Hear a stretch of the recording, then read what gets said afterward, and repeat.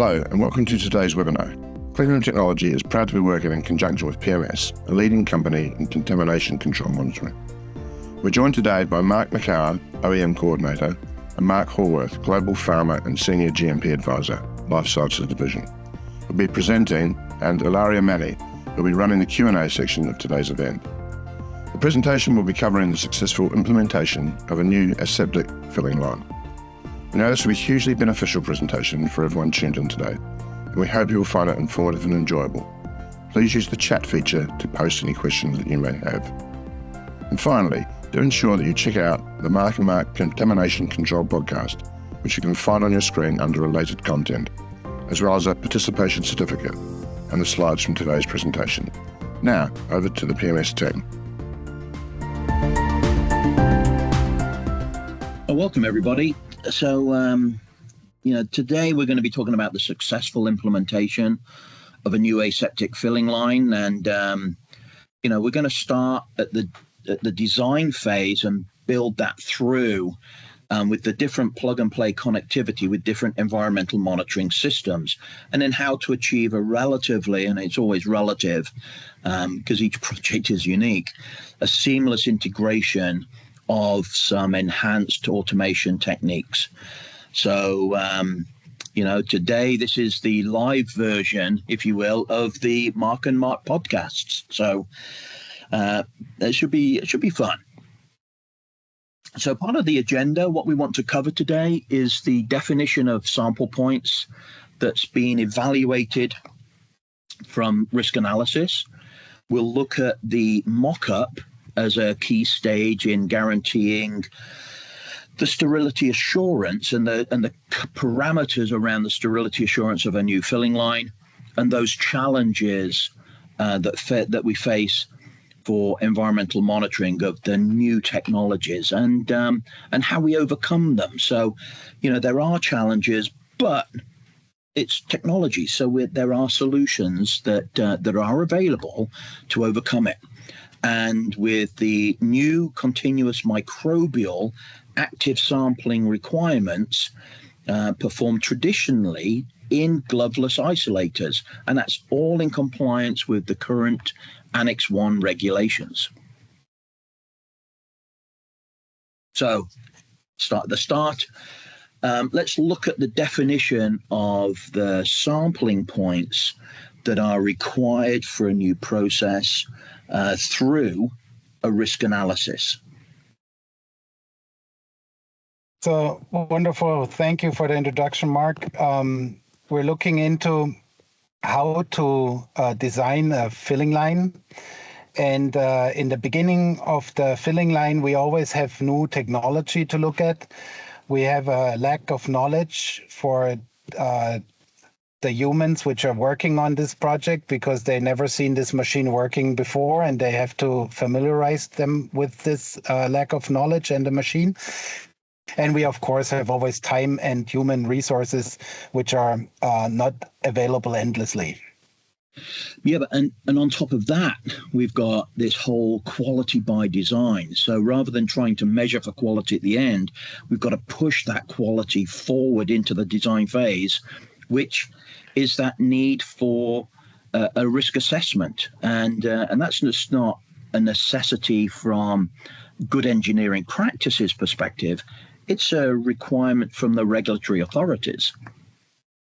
And so far, we've always seen the risk assessment being done afterwards when the machine is installed and the people try to learn how to use the machine. But now with maybe with the COVID crisis and also before for very adventurous companies, we saw virtual mock-ups where you have a 3D model where you can start looking into your machine, how it would work, how everything is designed to work later. On top of that, it's always better to do a wood module where you can also put in some real components and you have a real reach. So if we think about a filling needle, for example, how a filling needle feels through a glove and how far you have to reach in to be able to change it, this is very hard to look in at a virtual mock-up. And of course, after you did a contamination control strategy and the requirements around it, you have to make sure that you keep up with all those requirements during the mock-up to be able to give your vendor the chance of building the machine as it needs to be. So yeah, it's knowing where to put the sample points. Obviously, this is the overall timeline. So a new facility, a new filling lines come to site, knowing where the regulatory drive is, looking at new technology, implementing potential sample points. Then there's the data, and there's so once you start to perform environmental monitoring, there's the simplification. How to use the system becomes paramount. We've always said data generation's an easy thing. It's how to interact with that data. So simplifying start-stops, automating sampling regimes, and then that continuous communication exchange between process and quality. Yeah. And then at the end, we have to look into, for example, robotic arms, which are in the machine, where now the movement is totally different than if a human moves around in there. And you have to make sure that your measurements are not in the way of the robotic arm, or maybe your measurements are not compromised by robotic movement and airflow and so on. And then we would like to introduce later the way of continuous monitoring and why it's so important, and why we think it's, or we have proven it several times now with several customers, that you don't need saddle plates if you do continuous active air monitoring. Yeah, indeed. So when you start to think about that customer that is bringing in, or you yourselves are bringing in a new process, you want to hit the button there, Mark? I think there's some text over on the one side. So we've got the overall elements of the facility itself. So there's the product that's coming in, there's sample preparation and filling and capping, and they all tend to happen within the critical core. And then there's the product going out either for packaging or testing or labeling or other tertiary or secondary events.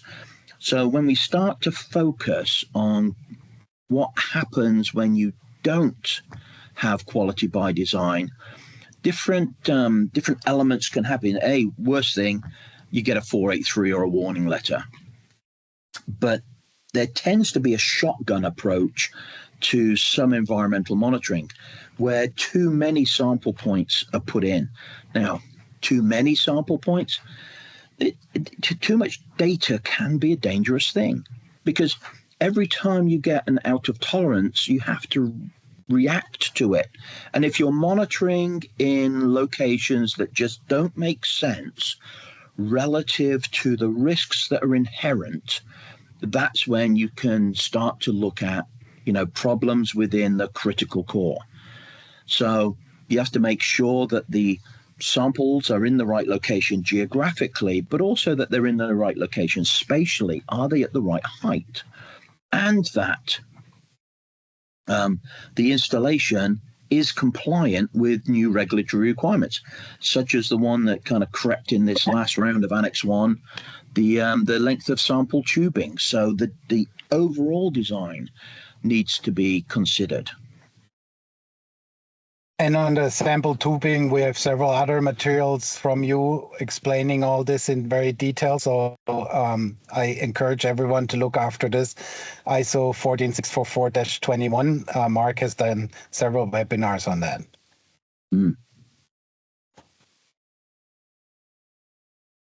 So when we start to analyze the interior of the isolator, we can kind of not necessarily ignore what's going on in the background, but with the current technology, it's typically a grade C, which is clean room scrubs, etc., and transfer ports to get things into the core. So we focus on what's inside the core. And that means you have to look at the flow of product and process and air within that core. So there's an evaluation of the sampling methods. Do I use traditional methodologies, swabs, settle plates, contact plates to determine where my risks might be? Some real-time monitoring, or is there a combination of both of them that gives me this, kind of symbiotic reflection as to what's going on in there? So we can model that in advance during the design phase to understand where the airflow patterns are. We ensure that we've got flow of air from the clean core outwards, unless of course it's cytotoxic or radioactive, and in which case we kind of reverse that to make sure that we're protecting the environment from the product, not the product from the environment. And so a process study for each section, each phase of the machine can be defined. And that will give us a number of sample points that potentially reflect the best risk within that environment. So we're monitoring the first air within this. This is environmental monitoring, not necessarily process monitoring. And so there's a couple of sample points in there that best reflect first air contamination risk, i.e. that where the environment might affect the product. So we can drill those down using a series of qualitative and quantitative techniques. And then we've got presentations on that as well, where we're able to differentiate that's not a critical control point and drill it down to locations that may well be critical control points. Yeah, Mark, you said that this is done during the conceptual phase of a filling line. I agree with you that this is the best way of doing it when the machine is first constructed or engineered, and you already plan your machine around the way of how you want to do environmental monitoring later. But at the end, we know also that many machines are copied afterwards. So they have been designed once, then they get sold to other pharma companies, and they have to adapt now to their own process. So it's a really difficult task to make something work, which worked for someone else. So you have to maybe engineer your room around it in the same way. You have to do certain things around it, which you don't know how the other customer did that before. So this is a give and take, which we can, of course, help in the beginning when you try to find your points to make that work also with your workflow around the machine and in the rooms.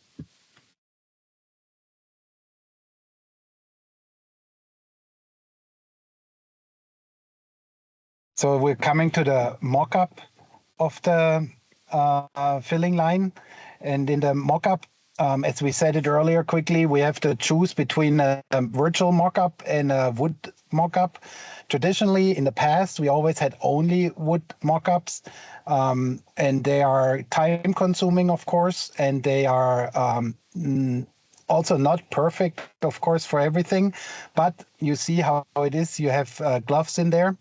So you can actually bring your people to the line.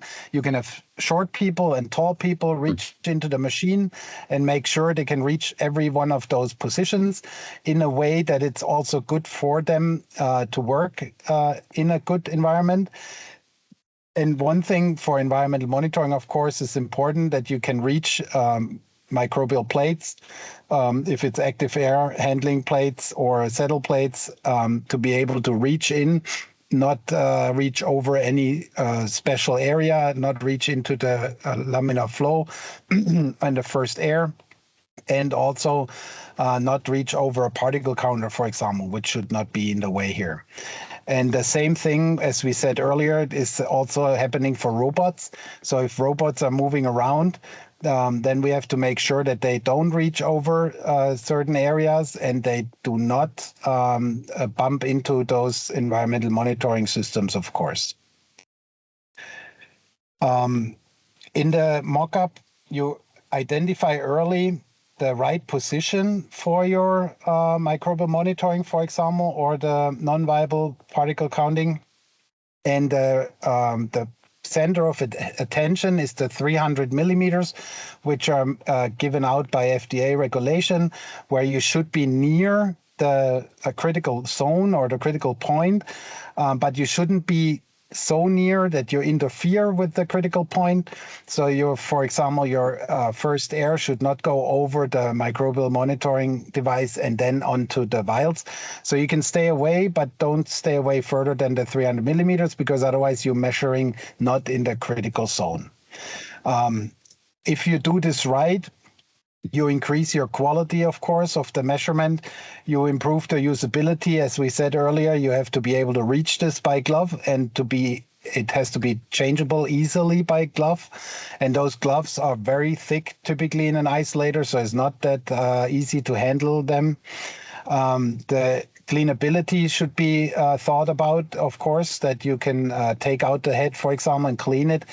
And or clean around the stations. You see here, for example, for laying down parts, maybe the lid of the active air monitoring should be easily cleanable after it's being used. And very important that there's no on-site modifications required later, because many times we get pulled in after a machine is installed, and then the end customer, pharma company, comes to us and says, I need another point here, and I didn't think about it up front, and now we have to make it work somehow, that we get it in. And then it's, of course, a good portion of money and time which is needed to get in afterwards on site. And it makes it difficult for the machine manufacturer also. They don't plan for such an intervention during that time of installation. So it's a trouble for everyone if it's not thought through from the beginning. And of course, out of that, you reduce your time to operation, and you have cost savings after that. Yeah, this is one where, it's adding those sample points afterwards becomes really just kind of annoying all round, for want of a better phrase, Mark. It's, because there's the additional engineering. Do you move the first sample point to allow for that? And again, you may well have heard Mark. Now, he's my German colleague and friend, 300 millimeters.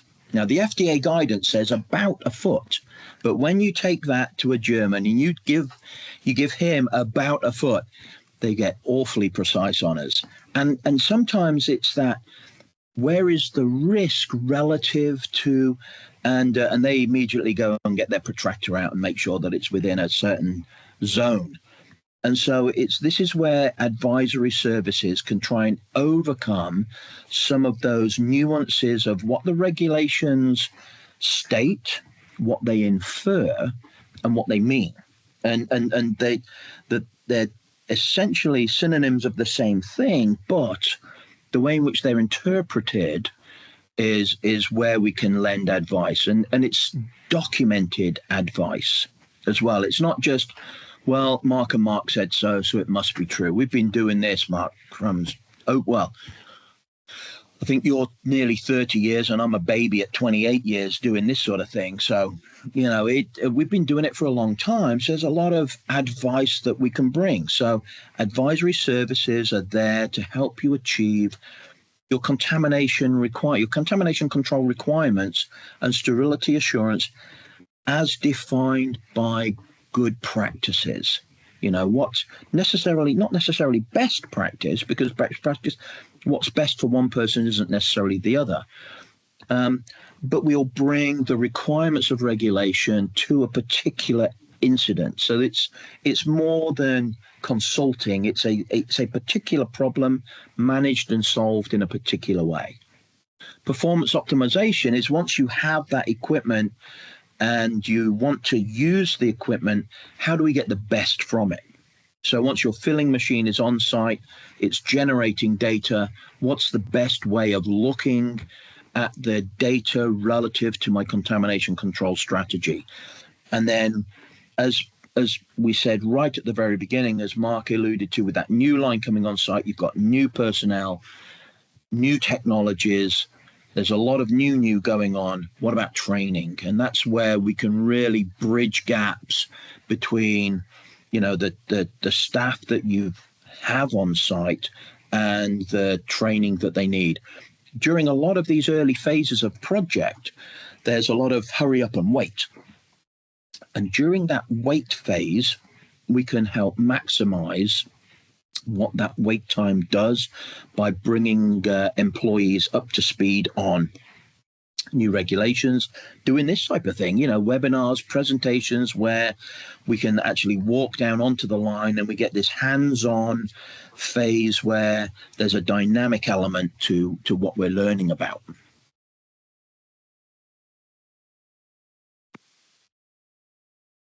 So that then brings us to the challenges and solutions to that environmental monitoring systems, and underpinning all of that is the regulation. So you have ISO 14644 that defines the clean room controls, and then Annex 1, EU GMP Annex 1 offers guidelines on how to interpret 14644 and apply them from a monitoring perspective. And some of that is within the content of the document. And so there are some fundamental principles within Annex 1 for environmental monitoring. It starts out in the preamble, a contamination control strategy. And again, there's lots of information around that. And this is really where you start to think of your fish diagrams for different processes, and where they overlap and cross, they tend to be the critical control points. That's where my gowning affects my environmental monitoring. My cleaning affects my gowning. So there's where different processes start to cross over each other, where the personnel from one interferes with the methodology of the other. How you look at that holistically is your contamination control strategy. A lot of people have gone down the route of creating fish diagrams, but essentially keeping them all in their own individual swim lane. The real essence is where those swim lanes cross over and they collide and cause interference with other things. So that includes your microbiological monitoring. So there's the initial set of criteria that's defined in classification. So Section 4 talks about the facility and the classification and drawing a line under how your facility performs. And then Section 9, so we have, 5, 6, 7, and 8 in the way. We talk about other processes. Monitoring talks about how it moves relative to risk. So it's not a static function anymore. Your classification is static, part of your contamination control strategy. You perform a risk assessment that defines what your monitoring needs to be. So each of these areas kind of create their own niche on how you look at data relative to risk. And once that data exists, that's when you start to look at more my quality risk management. Everything, that's being generated determines the risks associated with the finished product. And how do I push that forward into the process rather than just measuring for it as an endpoint? So how do I use the data that's generated through my monitoring to determine a preemptive approach at beating contamination before it happens? So that's where the contamination control strategy and QRM really start to kind of, Venn diagram each other. So there's an overlap where they need to contact each other, and that's done through your monitoring. And key to that is your microbiological monitoring.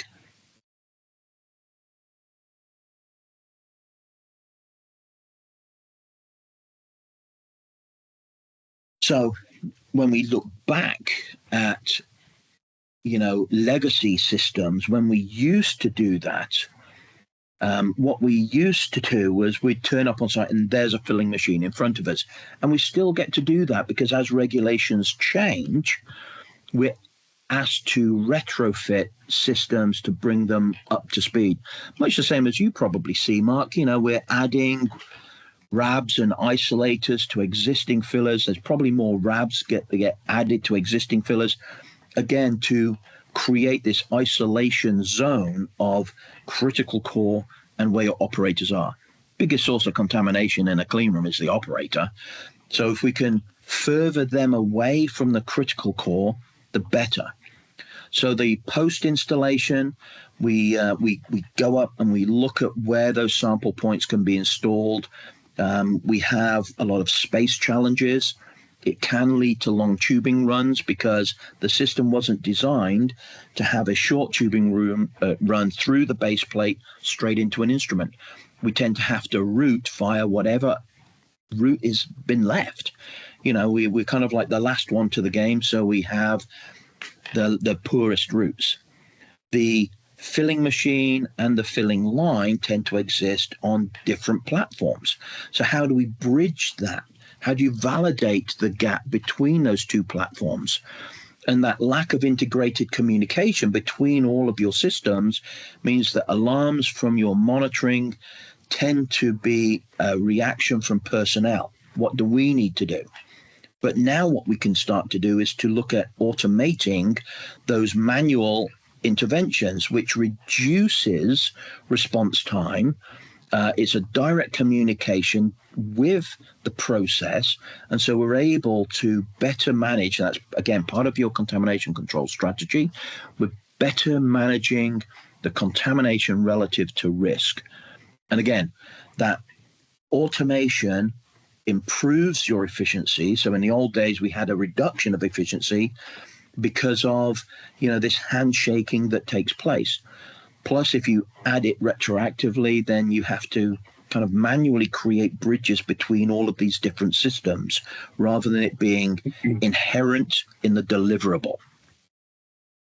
Yeah, and I would hate to work in a room like this where you dependent on who turned on the equipment. Did someone change the agar plate? Was it my job to change it at 12 o'clock or not? And did someone take it out after 10 minutes or no, it dried out? And then you are all hectic and you drop the plate and you miss your sample. And at the end, you come out of an 8-hour production with 2 agar plates and not with the 10 you should have brought out. Yeah, why is that sensor still got the cap on? Yeah. So we come to the point that now many things happen automatically. And we see here an example of a robotic solution where the microbial sampling is set right in the front there. You have an active airhead and an active air sampling, and you have the settle plate in parallel. This has to be changed with the robots, and it is very time consuming. While the robot is doing that, you cannot use the robot for something else. So we're really not gaining any efficiency on the timing aspect because the operator would take the same time as the robot sometimes. But where we are getting to is that we don't have the glove interventions anymore, which is the first step of making this automized and not having the people reaching into the isolator to change it by gloves, which also leads every glove intervention leads to monitoring of those gloves and extra expense of doing this monitoring. So we are using many different technologies now, combine them together. So if you, for example, say you're changing agar plates is inside an automatic EMS system, which alarms you that you have to change agar plates now, then the robot will do the change automatically. It will not forget to change the agar plate. It will bring it out safely. It will not drop it. You're winning, again, a lot of extra efficiency because now we're in a mode of automatic solution where you're not depending on the operator so much. And of course, the same thing is for particle counting. You turn on the particle counting before your production and you measure the empty room first, and then you leave it on during the whole production. And after the people are gone, you measure the empty room again to see how it recovered from the production. So all this can be pre-programmed into the EMS solution. And this helps you to go into a continuous communication between the line and the environmental monitoring and the operator. So everyone is doing their part to make this perfectly set up right. I'll blow this up for you. Yeah, so yeah, thanks, Mark. So as Mark said, it's that automating the protocol. So once production starts, the machine will say, we've started production, or I've started setup, or that can be an activation from an operator. And that then allows for different elements to automatically start to cascade. So batch information entry, now that's typically manual, but it can be barcoded. It can be picked up off an RFID tag as it enters the process. And if you start to sublot batches, that information can also be tied to the data. So as much as you typed it into the filling process, into your production process, data is tagged with sublots. So all of the environmental monitoring from the various parameters go into that batched file, and it's constant communication. Now, what we talk about, sampling has an interval. So we talk about minute by minute sampling, but there's no gaps. It's just a way of, segregating phases. And there's a balance between having singular, 10-minute continuous samples followed by 10 minutes, or minute by minute or second by second data. And the trade-off is the statistical value of that data. And that then allows it to tie to the robotic automation. So starting and stopping, changing plates, rather than us flashing a light for an operator to go and change a plate, it's all done automatically by the system. And at the end of it all, at the end of the production cycle, then the process comes to a close. There's a wind down. And so that, from in production to at rest, that cleanup phase can be tracked and reported separately. And then all of that data can be reported against your control parameters, against your CCS, and you get a single report that says, this is me demonstrating control. So the line can then be reset, ready for the new batch and the new cycle to be, but it's all batch based. So rather than it being, date, time, operator filtered, the machine and the system does all of that for you, inherent within the implemented process. And we have several OEM companies. They tie both of those batch reports together. So you can, of course, create a batch report for environmental monitoring and a batch report for your batch and operation of the machine. But then with a little bit of effort, you can program them together. So all the important information comes in one batch report. And if you need raw data, for example, to go back and do an investigation, you go further into the other data. But in the beginning, you have one batch report which shows you all the alarms, all the important things which have happened during that time. Absolutely. So we're going into the finding of the recent year, I would say.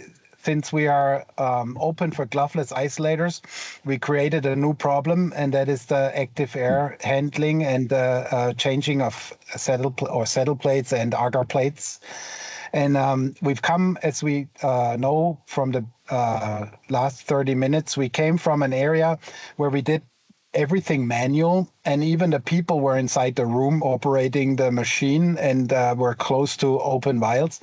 And then we came in the last 20, 30 years, I'd say even, into wraps and isolator systems, which made it better for the environment because we protected better. But there was still the problem of lost samples, lost measurements, and a lot of manual handling, stopping time of filling lines, and so on. So the next step is now the gloveless isolator, where the robots can change the plates. And we have to bring them in on a unique way that the robot can maybe do this in the beginning of the batch, so it doesn't have to lose too much time during production. And then a robot can actually change an active airhead in like 10 seconds. So this is not a long time of standing still. And a lot of those gloveless isolators have batch processes anyway. So you can maybe have one robot doing the delidding or denesting, versus the other robot is setting up the microbial monitoring. I leave this to you, Mark. This is your baby. Well, it is because, again, there in section, well, this one's paragraph 9.24. or 924, if you will. And section 9 talks about environmental monitoring, and 924 is towards the end, and it says continuous viable air monitoring in grade A should be undertaken for the full duration, including setup. And that talks about air sampling, so active air monitoring or settle plates. And again, this particular chapter is starting to determine that risk isn't 5 minutes at the start of the batch, and it's not for 10 minutes or 5 minutes at the end of the batch. Your viable risk can occur any point throughout the entire process, and that one should monitor throughout that entire process. And when you start to look at that, next slide, when you start to look at that in context, then, what we have is either, no, go back one.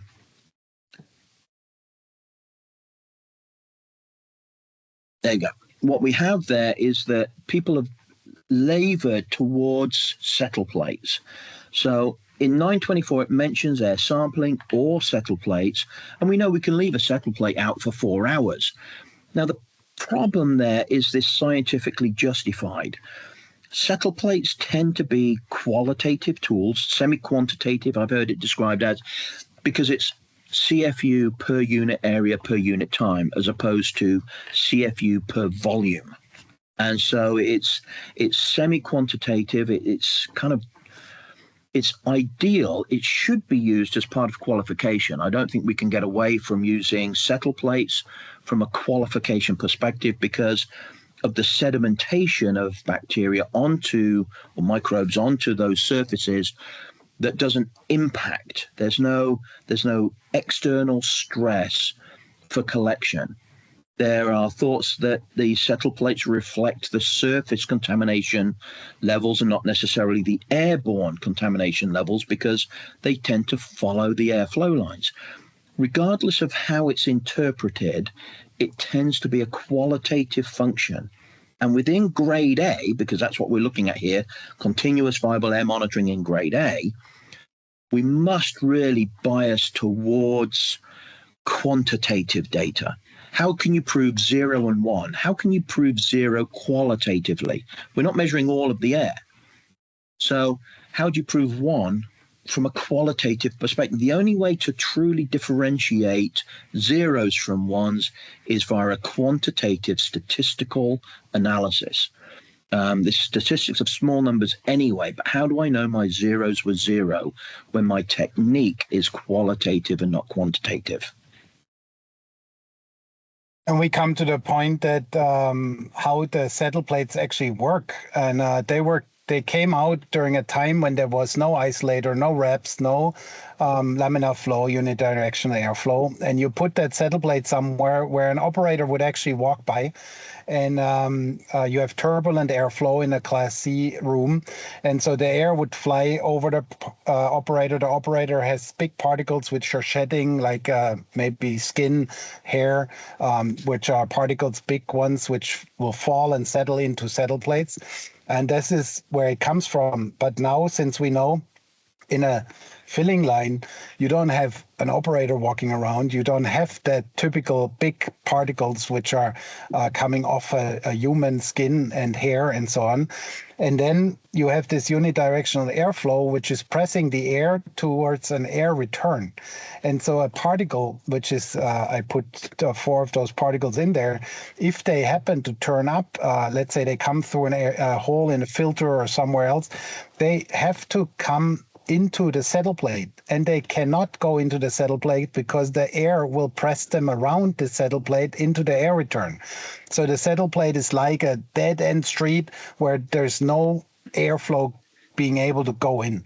So it's a point of the past. Actually, everyone I talk to, they say, yes, I know settle plates don't work, but so far there was no good alternative to the settle plate, and so everyone put them in because they thought it's better than not having anything in continuous in there. Now Annex 1 asks us to do it continuous.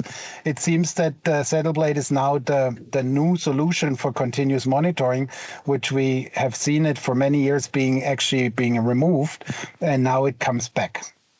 So our solution towards that is the active air handling and the active air monitoring, where you put an agar plate inside a stainless steel head, for example, and then you pull air on this, and the air will go inside the active air head around the agar plate, and it will make that particle go into the agar because of a physical way of the air is traveling. Mark will say something about that in a second. And then we for sure know that we're collecting particles inside the agar, and they are pulled in also when they're small. Mark, this is up to you. Yeah, so we've got a webinar coming out next month that talks about optimal microbial sampling. So watch this space for that. I believe it's towards the back end of October. We're going to be bringing that out, because it's not simply about one function or another. When you start to look at optimal microbial sampling, you have to be aware of a bunch of different variables. For instance, if the airflow is too fast or the microbe is too large, then the impaction can be quite significant. So the size of that orifice will determine the velocity that the microbe, that particle impacts that plane. And so if it's too fast, you may well cause an exertion of stresses on that microbe. So what we're looking for is if we optimize these flow characteristics, if we get it such that the flow is too slow relative to the incoming size of the microbe, we may well miss that microbe completely, and it'll just bypass the agar. So anything that doesn't fall into that D50 is greater than 2 microns. I think that's the ISO EN 17141 standard requirement. What we're looking for is to try and capture particles down to, well, certainly sub 2 micron, because it's those macro particles that tend to be active within an environment. But we'll try and capture down to sub 1 micron or half micron, depending on the conditions. But again, it's a balance, because if we impact too quickly, then we'll cause stresses to the microbe. And if we don't impact fast enough, the microbe will bypass the collection mechanism altogether. What we're looking for is the optimum, where the velocity is such that we can impact it without overly stressing the flora, fauna that we're trying to capture. And this is where settle plates kind of do have a value add from a qualification perspective, because they may well capture things that you would miss using your quantitative technique. But if I'm monitoring, not qualifying, I'm after the best way of demonstrating those zeros and ones, and that's through optimizing my microbial sampling. Next slide. So we have those 2 heads in a stainless steel version on the left side, which is the typical way how it's fit into a filling line. And here you can do by like 10 to 40 minutes of sampling. And then we have this new BioCap single-use solution in a plastic head, which is the agar already installed inside the head. Everything is optimized to be long-running monitoring, and there you can go up to 4 hours, and it's exactly the same sample point, so you can switch it around as you like. Yeah, and we're able to do that through, I mean, we've done an awful lot of validation here with compliance with ISO 14698. We've got white papers about our compliance with ISO EN 17141, where it's all about the collection efficiencies, biological collection efficiency and physical collection efficiency. But that's fine. But if we only run for 10 minutes, then that's a lot of plates if we're trying to keep that continuous monitoring in the grade A up. So by extending that period, by using a deeper pour, by controlling the environment that maintains the humidity controls within the collection chamber such that it doesn't desiccate, because it's not open, all of it isn't exposed to the environment. So we can control the desiccation rate down to 30, 40% weight loss through desiccation still yields greater than a 70, 80% recovery. That's the validation that we've performed. And that's why in specific areas, and again, it depends on the environment, but within certain conditions, we can monitor quite comfortably for 2, 3, and up to 4 hours. We've actually demonstrated the technology for beyond 4 hours, but we're kind of like ring fenced with the settle plates not being exposed for periods of greater than 4 hours. There's concerns over overall plate desiccation and recovery.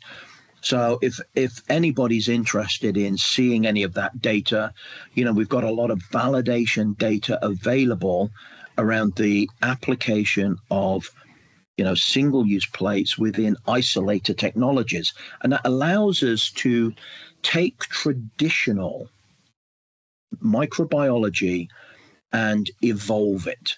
It's not a conversion. This is still traditional microbiology.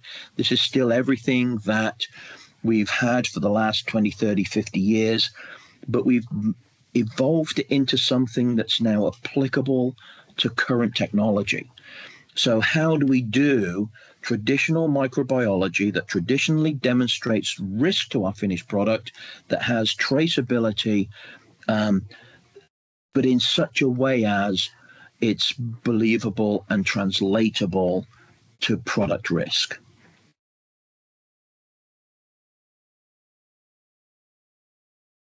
So one of the difficulties with using agar plates in isolators is the glove itself, and transferring that is, I struggle getting into a gown, never mind using gloves effectively. So it's the plate might just be out of reach. I have to use my left hand to do a plate change. BioCap single use does prevent a lot of those handling errors. So I don't have to lift the lid off with one hand and swap the plate with the other. And, there's an interchange or a twist and lift. And so BioCap could be done much more effectively with an operator using a glove. It's a one-handed affair, and it's a plug and play. So we've been able to do that. But then the next challenge with new filling lines, so this is great if we've got a glove port, but the new challenge obviously is gloveless isolators, where this needs to be automated. Yeah. So I just looked on the time, and we have to hurry up a little bit. All right. So we'll make this short here. Of course, if you have a filling line with isolator and gloveless, then you have certain things which are in your advantage. And of course, the safety, precision, reproducibility, the best aseptic production, because you get real microbial data, like Mark explained already, and you get it in a traditional way. And you have it 100% at a time. So this is fulfilling all the standard requirements, and it's fully in compliance with what we need to do at the moment. So there's several OEM companies who have solutions to change agar plates and BioCap single use automatically inside a robotic filling line. There is all of them have a continuous microbial monitoring approach, and they all use the BioCap single use as being much more easier to handle than the stainless steel and agar plate change. And the strategy is to avoid the settle plate and not needing the settle plate anymore. We have one solution here, which is on the market and being sold already.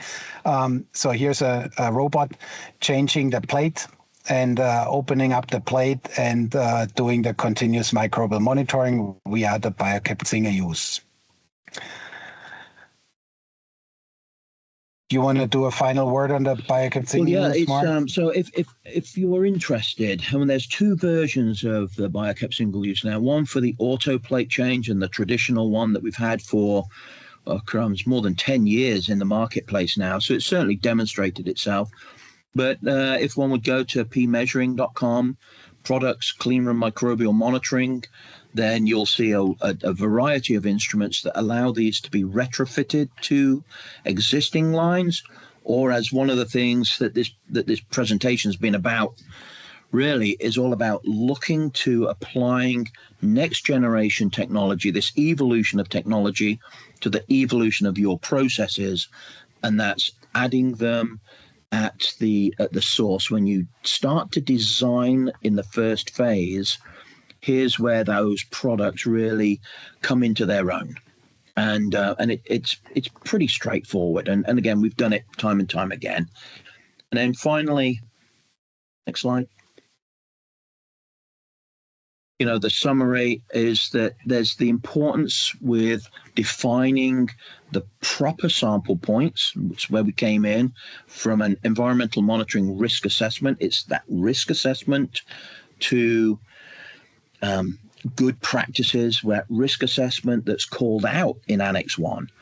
The virtual and real mock-up gives that expertise. It allows you to start to plan and change before you go down an investment route to make sure that your environmental monitoring meets your CCS relative to the product risks. And we can perform that environmental monitoring according to all of the latest regulations and overcome challenges that may well have been borne by legacy systems. So as we move from open to RABs, how you define and design those RABs, also allows us now, we've done a fair few risk assessments of that transition. So there's a gap analysis between what we did and what we do, and how to apply newer technologies, relative to the requirements. And requirements haven't changed. When we start to look at Annex 1 and, how has it changed since the previous version, which was 2008, from an environmental monitoring perspective, it's not changed a lot. The language used has changed, that's for certain. But what we're doing and what we're trying to demonstrate, is the same as what we were saying back in 1998, so 25 plus years ago. Environmental monitoring was all about risk relative to the samples that you can take. And we don't sample 100%. So it's all probabilistic anyway. It's making the best use and interpretation of that data. And that's where settle plates and active microbial air monitoring start to split that decision, especially in the critical zones. And this new solution for microbial monitoring within gloveless isolator robotic lines. And again, there are other technologies that are out there that supplement your traditional technologies. And we talk about those in another presentation where we start to look at, the overall CCS on how to bring lots of information together into a single database decision-making tool. And again, have a look on our website because they're already out there. I think I did one earlier this year. But right now, I'd like to open the floor if we have any questions that are out there. And thanks very much for your time. Thank you, Mark. And I would like to finish on that, many people don't really know exactly what they should do on monitoring the filling line. Then they look for the norms to tell them what to do, but then it's really not exactly in there what to do. And you make it always look so easy that you explain it in a practical way. So I love that the way how you can explain this. I remember hundreds of calls we had with customers. They were really happy after they're done with you. So this is a wonderful way of explaining. We actually had a lot of questions come in before the webinar already with the invite. And there's no time now in 8 minutes to answer all of them, of course. But I think we're going to do a frequently asked question or something like that, where we just answer those questions which came in. Maybe we get another spot here and do a webinar on just the answers on those questions. But we have, I think, some time still, so we'll do some of those questions.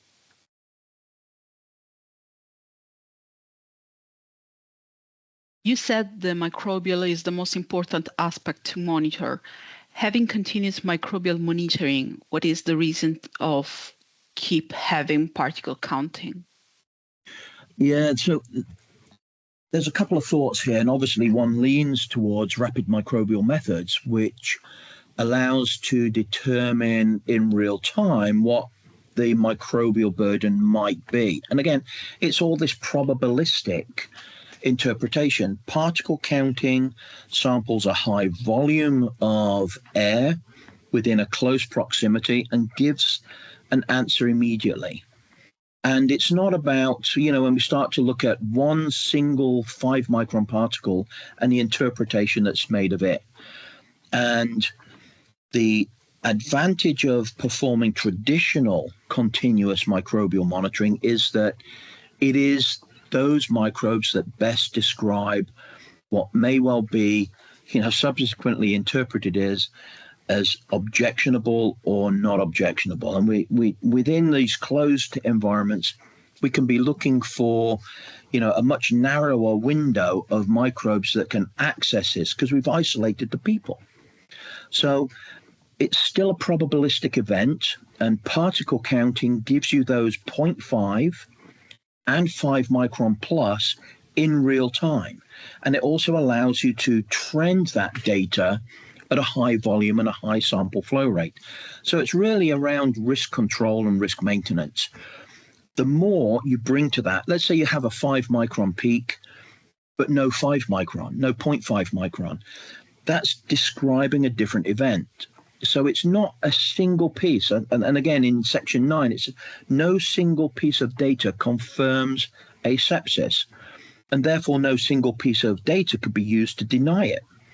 And so it's the CCS, it's the holistic approach where it's my airflow velocity, do my smoke studies, do my airflow visualization, what about my 0.5 and my 5 and my temperature, my humidity, and how do they all act? And if I add RMM to that, it's another piece of data that allows me to demonstrate overall control and compliance. You shouldn't use just microbial. You shouldn't use just 5 micron. But it's where you start to bring all of that data together. And the great thing about particle counting is it's a really low cost relative to any other technology, apart from maybe settle plates, but we've already argued against the qualitative nature of them. And so it's a price effective evaluation of the risks within the clean room that's been regulated and legislated against for the last 25 years more within the EU. So it has this traceability of measurement to control. So that's why it's important that it's still maintained as one of those measurement parameters that describes risk.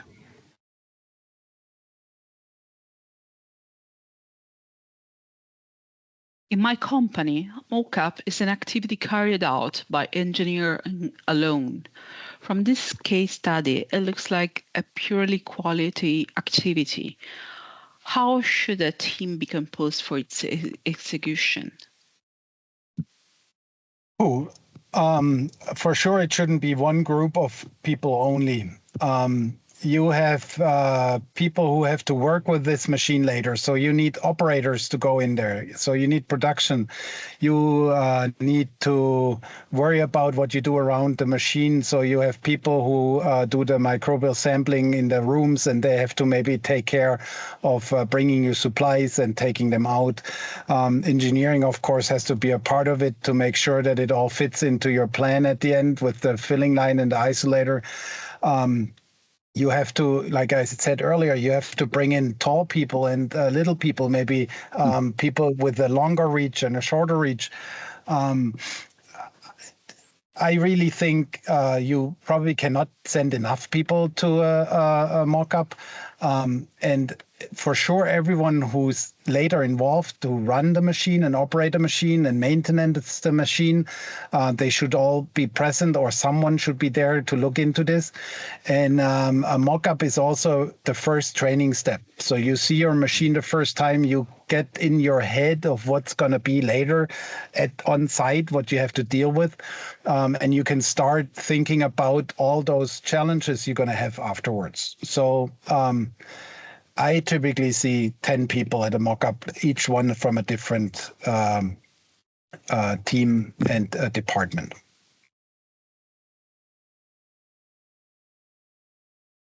Is it possible to implement an integration similar to the one described on existing filling machines? Yeah, it is, certainly. And again, as we described in the slide that talked about that, some of those interconnects need to have additional consideration. So can we talk to the PLC that's running the existing filling machine? Can we talk to an existing PLC? And within our software, we've built those, those connectors. So we're able to tunnel through, or data tunnel through, to push data as well as pull data. So could be triggers from the machine that need to activate start and stop, or triggers from the data that activate stop of the fill machine to prevent excess contamination, or contamination affecting a larger proportion of the batch. So they can be implemented, but I think the point that we've raised here is that the earlier in the design phase that you identify that need, the easier the overall project's going to be, and the more seamless that interface would be. So we're not trying to, push a round peg into a square hole. We know they're going to fit from design, but they could be pushed. That's for certain. Just need external tools like a plane and a saw.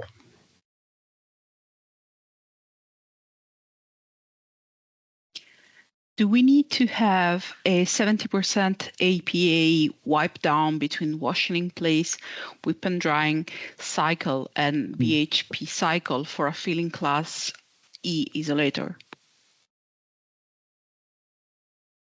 Yes. This is a difficult question, of course, and I think it comes from the idea of having a gloveless isolator not needing to clean that. We start earlier with that. People came to us, they said, we don't need environmental monitoring in a gloveless isolator because there's no people in there. But then really what you're having is you have a gloveless process of filling vials, but you never have a gloveless complete solution, because at the latest, at the size part change, for example, the doors open, maybe you have a perfect solution. You don't need to change the size parts. You have a campaigning effort. Then you have at the very end, after 6 months, you have a shutdown and mechanics go in, doors open. The doors open to a C room at the best, maybe even worse, and things are carried in by opening the doors and not being able to keep them out. So at the end, you need to have environmental monitoring. You have to have the particle counting and the microbial monitoring, and you have to do the alcohol wipe down after cleaning as well, to remove your cleaning agents, to make sure that you're not introducing microbes or particles through your cleaning agent. So I think, yes, for sure, you have to go and follow all your cleaning aspects the same way as you did it on your conventional filling line. Yeah, I'll jump in here as well, Mark. Because I've seen a few times where residues that have been left over re-aerosolize, and they look like a particle problem, and it's not. It's just aerosolized residue. Plus the Tyvek overwraps and the Tyvek wraps that come. I think there is really a need for a physical component to the cleaning, not just a chemical one. Yeah, where debris, for want of a better phrase, we think of debris as bricks and boulders. Well, to particle counting people, 5 and 10 micron are bricks and boulders. So there needs to be a physical element to the cleaning process as well, to truly and effectively make sure that you don't get those nobody was in the room and my particle counter saw something events. They tend to trace back to the weird stuff, and the weird stuff is, translatable to practices. Thank you for bringing that out. I almost forgot that project where you solved this solution. Yeah. So I think that brings us to an end. We're a little bit over time, but I think it was worthwhile. I hope everyone could stay. And thank you, Mark. Thank you, Mark. Unfortunately, that's all we've got time for today. If we didn't get to your question, don't worry. They will all be passed on to the PMS team, who will get back to you in due course. A very big thanks to the PMS team. and everyone else working hard behind the scenes that make these webinars possible. See you next time. Thank you.